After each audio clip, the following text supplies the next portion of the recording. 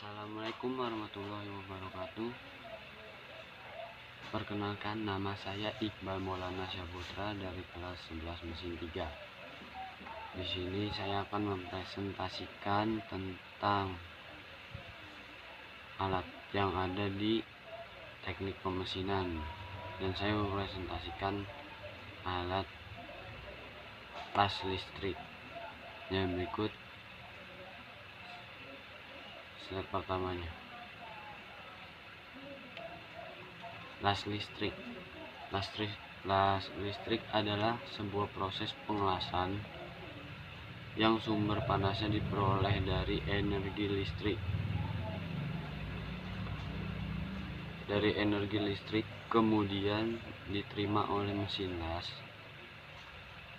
dan dirubah menjadi energi panas dan dirubah menjadi energi panas saat kutub elektroda dan benda kerja bertemu sehingga menjadi pertukaran ion yang menyebabkan terjadinya busur listrik. Next slide. Alat-alat yang digunakan. Nomor 1,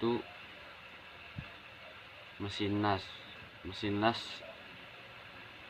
terdapat 2 jenis, yaitu mesin las arus bolak-balik atau disebut AC. Yang kedua, mesin las searah atau disebut DC.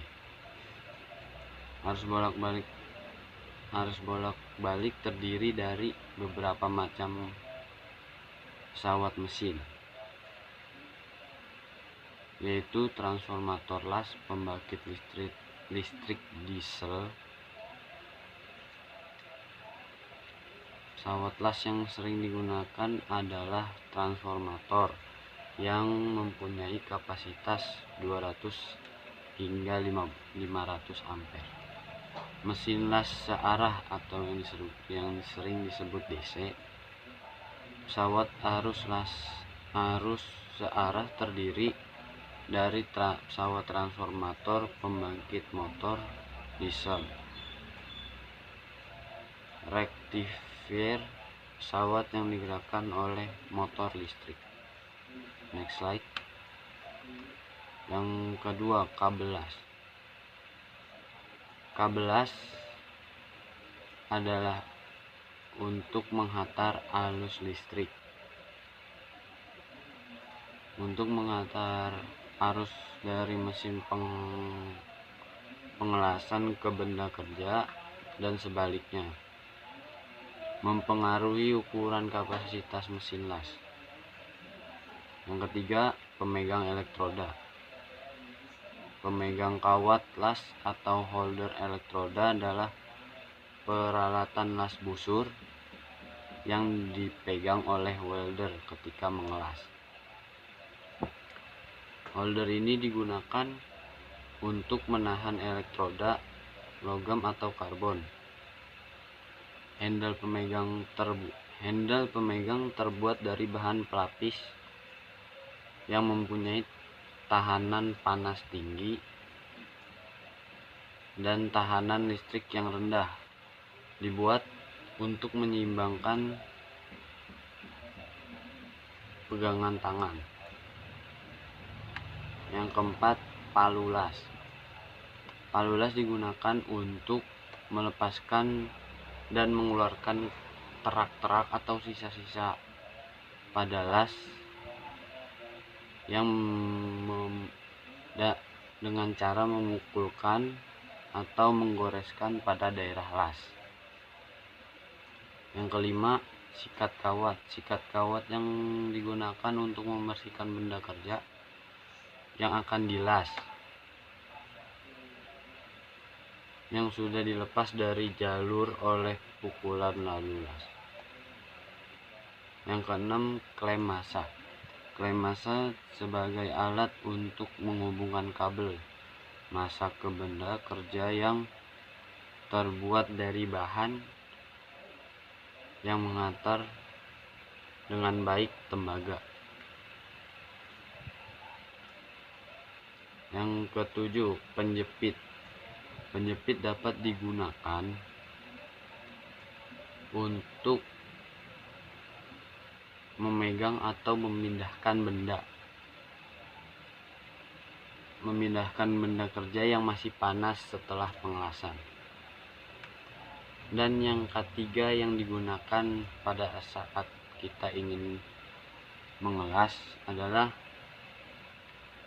pakaian kerja las atau apron. Pakaian kerja las adalah pakaian yang melindungi seluruh bagian tubuh dari panas dan percikan las. Selain itu, apron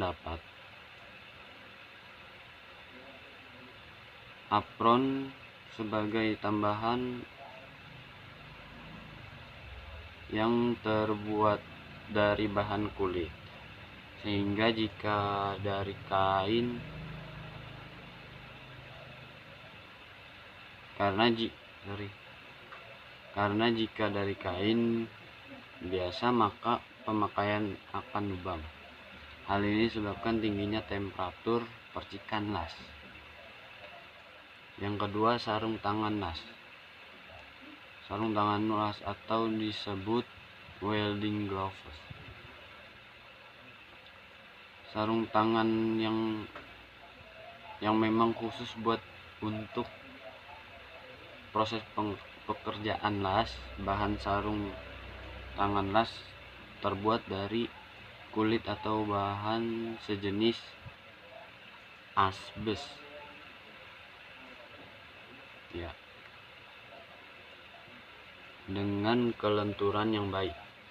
Yang ketiga, sepatu las atau sepatu safety. Sepatu safety adalah sepatu yang terbuat dari kulit dan bagian depan terdapat untuk melindungi kaki. Bagian depan terdapat plat untuk melindungi kaki agar terhindar dari benda-benda yang jatuh. Yang keempat, helm las atau topeng las. Helm las mempunyai fungsi melindungi bagian wajah dari percikan las, panas pengelasan, dan sinar las ke bagian mata. Topeng las ini terbuat dari bahan plastik yang tahan panas.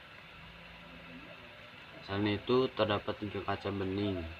Yang pertama, kaca bening, kaca hitam, dan kaca bening,